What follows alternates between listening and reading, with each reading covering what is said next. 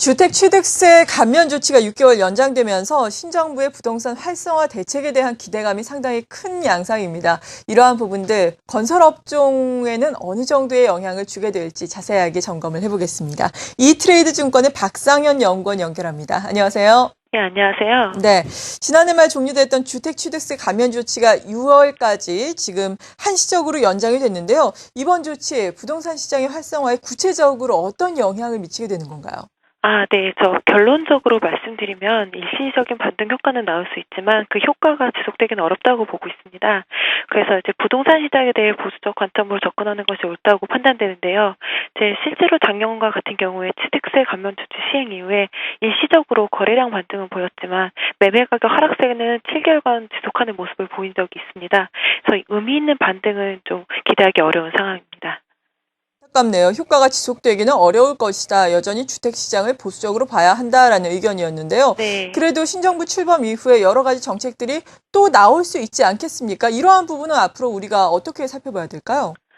이 신정부의 이제 정책을 보시면 기본적으로 하우스 포함의 임대주택 공급에 중점을 둔 주거복지 위주 정책 기조가 예상이 됩니다.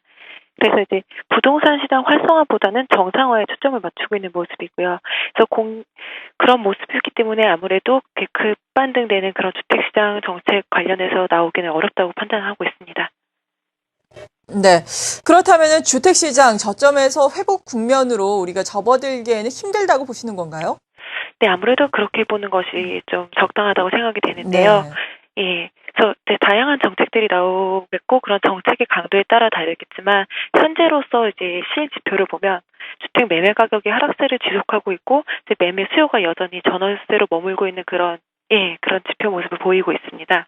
그래서 아무래도 상반기에 의미 있는 반등은 어렵다고 판단이 되고요. 이제 상반기까지는 이제 침체 기조가 유지될 것으로 전망이 됩니다.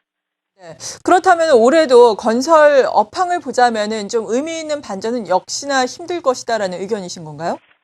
예, 그렇게 보는 게 적당할 것 같은데요. 일단 전반적인 업황을 말씀드리면 일단 국내 부분 같은 경우에서는 이제 주택시장 침체랑 공공 물량 감소가 지속되고 있기 때문에 이제 반전을 기대하기 어려운 상황입니다. 그래서 이제 건설회사들이 성장을 집중하고 있는 해외 부분 같은 경우에는 외형 성장은 가능하지만 이제 과거 저가로 수주했던 프로젝트의 매출 반영이 올해까지 본격화될 예정입니다. 그래서 이익 성장 측면은 어려울 것으로 판단을 하고 있고요. 하지만 지금 건설사들이 내부 비용의 감축 노력과 함께 신성장 동력 발굴에 역량을 집중하고 있습니다. 그래서 내년에는 의미 있는 반전을 기대해 볼 수 있을 것이라고 이제 판단을 합니다. 그렇다면 건설업종의 투자 포인트는 어떻게 잡아야 하는지, 그래도 해외에서 좀 강점을 가지고 있는 건설주들은 좀 그나마 주가 부분에서 선전을 하지 않았습니까? 이러한 부분들은 우리가 어떻게 보면서 어떤 종목을 유망 종목으로 건설업종 내에서는 그래도 삼아야 하는지 궁금한데요. 마지막으로 정리해 주시죠. 네, 말씀하신 바와 같이 이제 해외 시장의 강점을 보유한 업체들은 이제 성장세를 유지를 할 거로 판단을 하고 있습니다. 그래서 올해 건설업종의 투자 포인트는 이제 과거 중동 지역에서의 저가 수주 물량이 매출 반영 본격화되는 만큼 첫 번째로는 안정적인 이익 성장이 가능한 업체, 두 번째로는 수익성이 양호한 비중동 지역에서의 수주 경쟁력을 확보한 업체에 이제 초점을 맞추셔야 할 것 같습니다. 그래서 올해 차별화된 이익 성장이 전망되는 현대건설 그리고 삼성물산을 선호주로 추천을 드립니다. 네, 이트레이드 증권의 박상현 연구원과 함께 오늘 이슈 진단 건설 업종에 대해서 자세하게 알아봤습니다. 감사합니다. 네, 감사합니다.